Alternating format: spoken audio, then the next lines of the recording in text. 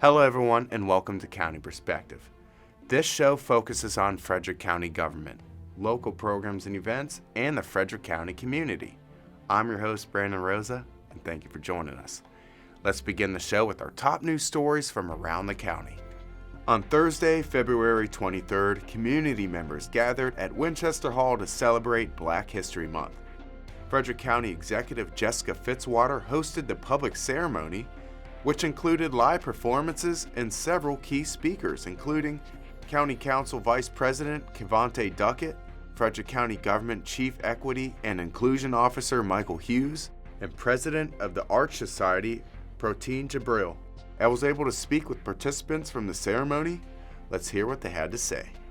Being in this room, in this moment for an event like this, for the first time that it's ever happened is super special. There's effort that needs to be put into Black History Month in the County of Frederick. We should be celebrating the artists that are here. We should be celebrating the council people and just the people who have made impacts and added to Frederick culture, because there's a lot. Oh, this turnout was amazing. It was kind of hard to follow Esther Weeks, and that was pretty impressive. And I love the fact, the energy of these young people.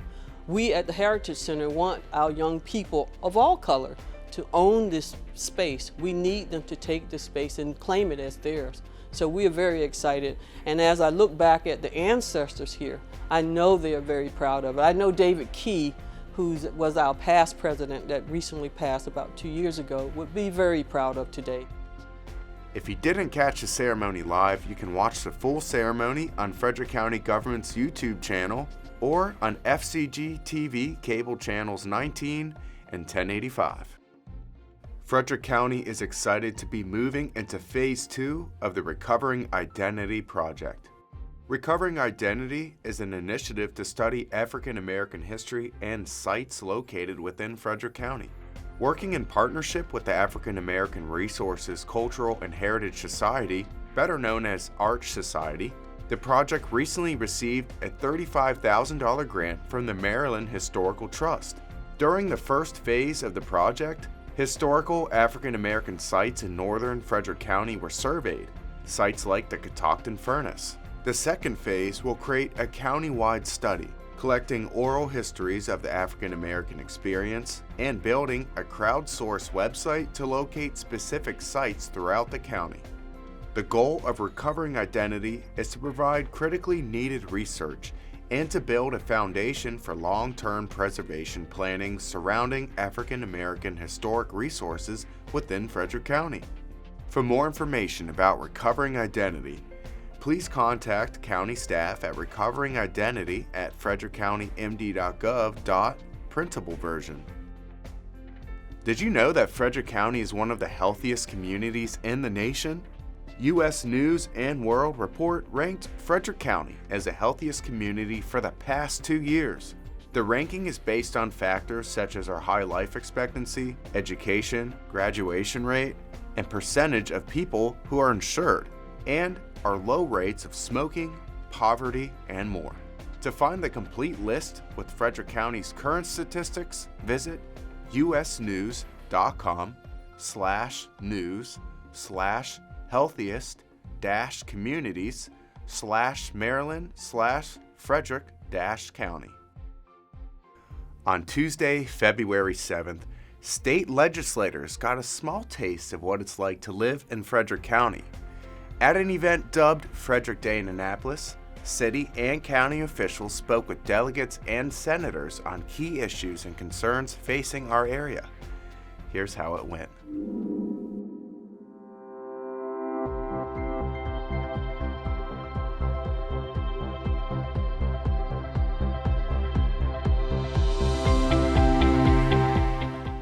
Tuesday, February 7th marked the return of Frederick Day in Annapolis. Officials from the city of Frederick and Frederick County government gathered at the Governor Calvert House Ballroom to discuss upcoming initiatives with state officials, delegates, senators, and more. This has been an activity we've undertaken for many years now, an effort to shine the light on the projects that are really priorities for us in the city and the county, and really to help bring that message to our senators and delegates in Annapolis, so they understand what's important to us and to garner their support on the projects that are important to our residents in Frederick. Annapolis is a place where laws and bills are passed for the state of Maryland, which makes Annapolis the best location for officials to assemble. While we're in the 90-day session in Annapolis, this is where the legislators are. And especially right now with so many new delegates and senators across the state, new members of our own Frederick County delegation, and of course a new administration in the governor's house, it's really important that Frederick is here. You would never get in the midst of session, you would never get legislators to come out to Frederick. In fact, as I asked my colleagues tonight to please come, they said, I have 6 other events on my calendar, I'll try. So you want to have these events as close and as convenient as possible in order to maximize attendance. Officials with the City of Frederick and Frederick County government came to Annapolis with 3 key initiatives. We're here advocating for some state funding for some really critical capital projects. We know that the state is interested in investing in all of our communities, and these are some initiatives that are really going to help the people of Frederick County. We have requested funding for cybersecurity. We know that this is a growing threat to local governments, and we want to make sure that Frederick County is prepared. We're also looking for some funding to help with expanding our emergency communications into a new space. And lastly, we are looking for some funding to help as we continue to renovate our animal shelter. Our animal control staff is phenomenal. So many volunteers in our community that also support our efforts, and we want to make sure that all of the animals in the shelter have a good experience. One of the things that we have tried to emphasize, and I think we learned a lot about this during the pandemic, is the value of mental health services to residents. And we have begun to make efforts in this area, particularly work that we're doing through our Housing and Human Services, but we want to expand our capacity to deliver these services. Westside Regional Park has been 140 acres of land on the city's west side that we have a vision for being a top quality amenity for our residents, not just in the city, but regionally. And like communities that are growing everywhere, traffic is a major concern of the residents at the neighborhood level. And we want to invest in new opportunities, new technologies, innovative ways that we can address the speed on our neighborhood streets. And we have a traffic calming program now, but we'd like to be able to move those improvements faster. Frederick County government and the City of Frederick will return to Annapolis again next year to ensure that state officials and delegates are always thinking of Frederick. Things are happening, things are on a good path, and we want to make sure that the state is aware so that as we're coming with new initiatives and looking for new ways to partner with the state and other jurisdictions, people have Frederick County on their radar. All right, guys, we're going to take a quick break, but don't go anywhere. We have plenty more coming up on County Perspective.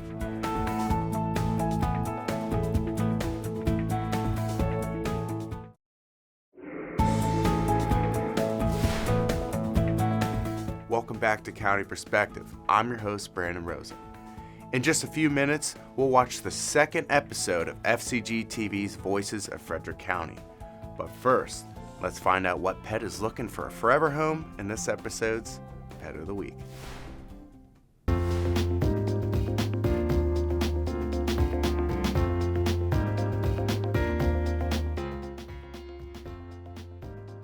Curry is one of FCAC's mama cats. She recently returned from foster care where she gave birth and cared for her kittens until they were old enough to be weaned. Now she's back at the shelter looking for a forever family. This orange tabby is not only beautiful, but friendly and affectionate too.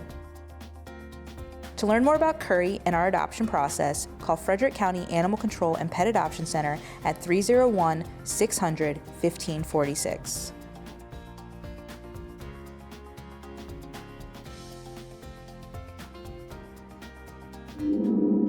On our last episode of County Perspective, we featured Danielle Haskin of the Frederick County Health Department in our new series, Voices of Frederick County.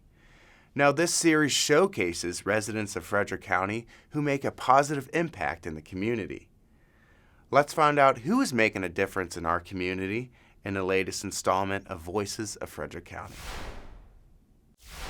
For much of Frederick County's history, All Saints Street in downtown Frederick has represented the epicenter of culture, business, and life for Black Frederictonians.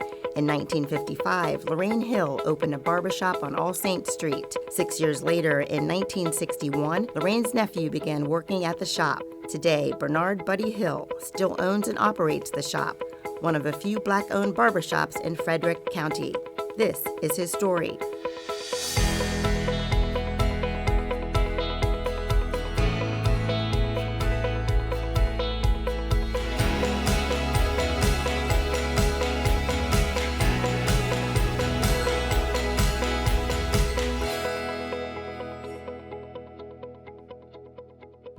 I was born June 12, 1943, to Ambrose and Gladys Hill of Libertytown. I got married in 1965, and I had 2 children, a girl, a son, and a daughter.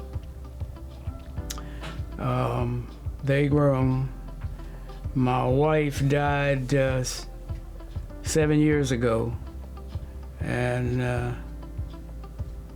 But I'm still really close with my children and grandchildren.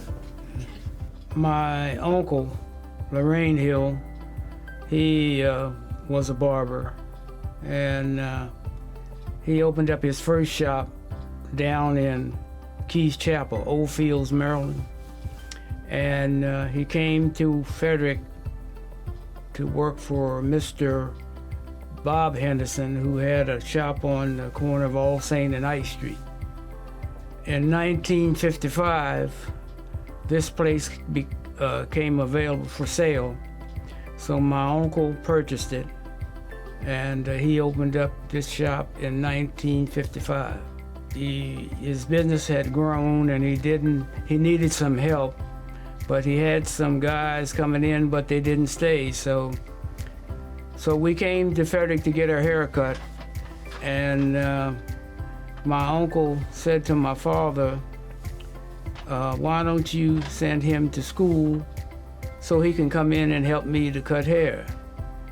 And well, then that next summer, I was still in high school. My mother and father sent me and my sister Sandra. We went to beauty and barber school at Apex in Baltimore. And after we came out, graduated down there, I started here in 1961. I've been here so long that everybody knows me. They know my face. I've run into a lot of people I hadn't seen in years, and they still recognize me as, and know who I am. And a lot of times when people come in, they'll get to talking this, that, and the other about different things, and it always has been that way. It's just something to pass the time away. I'm pretty well known around in this Frederick area after being here since 1961, so. But I've seen a lot of changes down in this area, and the street was all black at one time, but now it has changed, and we have a lot of white people who live down here now, and everybody's just very nice. Everybody seems to get along with it. Yeah. There's quite a few black barbershops all around the city, and they're here to stay. I'm gonna do it as long as I can, and then when I can't do it anymore, I'll just retire and close up.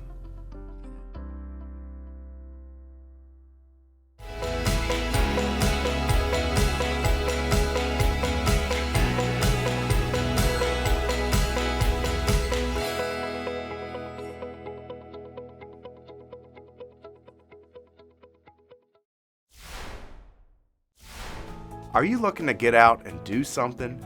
Here are a few programs and events that are happening throughout the county.